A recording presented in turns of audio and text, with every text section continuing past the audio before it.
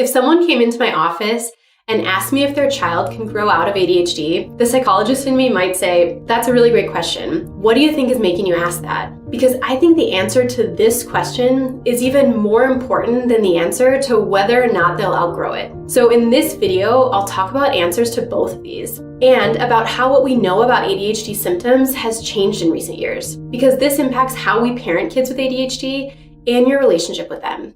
I'm Dr. Jackie, and I make videos for parents on ADHD and child anxiety. Let's jump right in. There is something that's really common among parents of kids with ADHD: worry. And when parents ask, will my child grow out of ADHD?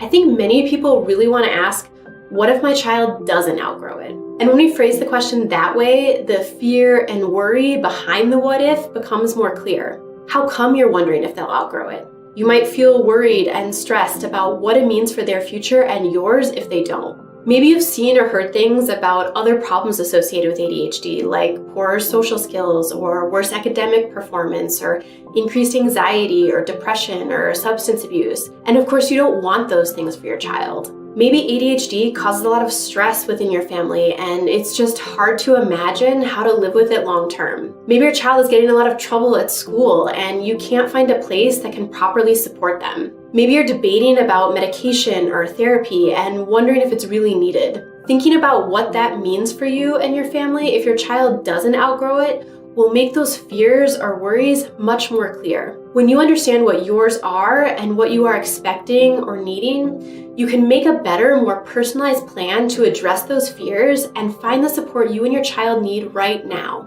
When we ask questions that start with what if, it's almost always a sign of anxiety. What if I don't do well on this test? Or what if they think I'm weird? Or what if ADHD doesn't go away? You're worried how you'll do, what others will think, or what the future holds. Sometimes it means we need to gather more evidence and examine the truth behind those fears. Sometimes it means we're avoiding something that has high stakes or is really important to us. And sometimes it's about accepting the reality of a situation and our lack of control over it. The best way to deal with fears and worries is to have a plan and take small steps to face them now. For example, if you're worried about other long-term problems like trouble with school or relationships or emotions, gather evidence from reputable sources about how those long-term problems develop. Usually it's from untreated ADHD. If you're stressed about how ADHD will impact your family long-term, find strategies now to help reduce the stress, like setting up your home in a more ADHD-friendly way, focusing on what your child can do well versus what they can't, or using more mindfulness throughout your day. Taking some of these small steps now will improve the way you parent your child with ADHD and keep your relationship with them a priority. When we address those future-related worries with things we can do now to make it better, the answer to the question, will they outgrow it, also feels a little less heavy. So do kids outgrow ADHD? Older research showed that recovery from ADHD symptoms was thought to be anywhere from 30% up to 70%, even though the specific number varies based on which research you're looking at. So about half of the people diagnosed with ADHD as a child would not go on to have ADHD as an adult. And the answer used to be, yes, some people outgrow ADHD. As newer research comes out, we keep learning more about how ADHD can look different at different ages and stages of development. So has the answer changed? Before I tell you about that, if you're finding this video helpful so far, I'd really appreciate if you go ahead and tap the like button and subscribe. It'll help it spread to more families who need it, and it lets me know what kind of information you all are interested in. We now know that how symptoms affect someone changes over time. This has even caused a change in the formal criteria in the diagnostic manual, the DSM, the way clinicians decide if a person has ADHD or not. In children, they have to have 6 or more symptoms in at least one of the 2 main categories, hyperactivity and impulsivity, or inattention. For an adult, that threshold drops to 5 or more symptoms. And generally speaking, symptoms of one category, hyperactivity and impulsivity, do get better with age. An older study found that hyperactive symptoms were worse between the ages of 6 and 8 and gradually started to decline after age 11. Adults with ADHD generally describe these hyperactive symptoms as feelings of restlessness or impulsivity that come out in decision-making or being tactful in social situations, rather than what we think of as hyperactive or impulsive behaviors of kids, like running around a lot or doing more physically risky things. Symptoms of inattention, on the other hand, appear to persist into adulthood. Things like disorganization and procrastination and trouble with focusing can still cause very real problems with work and relationships in adulthood.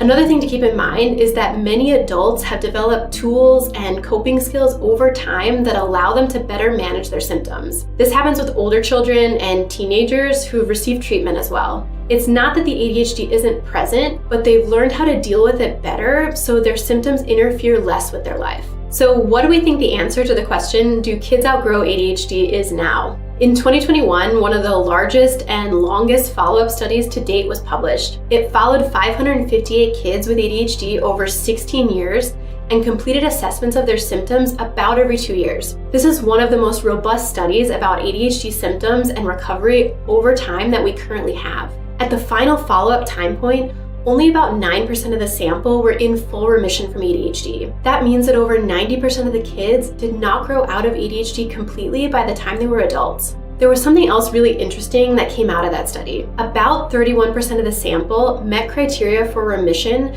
for at least one of the follow-up time points, and that 63% of the sample had a fluctuating pattern of ADHD throughout the study, meaning they had some follow-ups where they had persistent symptoms, some with partial remission, and/or some with full remission.